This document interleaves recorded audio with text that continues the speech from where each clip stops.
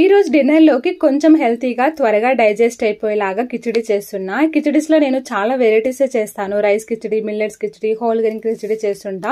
ఈ రోజు అయితే దలియా పెసరపప్పు వేసి కిచిడి చేస్తున్నా. కిచిడీస్ కి పెసరపప్పు ఎక్కువ వేస్తేనే చాలా టేస్టీగా ఉంటుంది.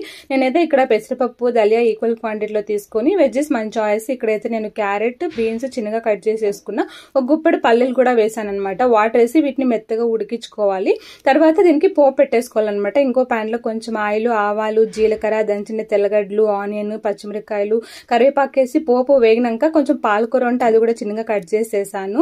తర్వాత ఒక టమోటో, ఇంకా స్పైసీనెస్ కోసం అయితే కారం, గరం మసాలా, కొంచెం పసుపు, సాల్ట్ వేసి మనం ఉడికిపెట్టుకోండి. కిచిడి ఇందులో వేసేసి ఫైనల్ గా కొంచెం నెయ్యి వేసి ఒక 2-3 మినిట్స్ ఉడికించుకుంటే కిచిడి రెడీ అయిపోతుంది.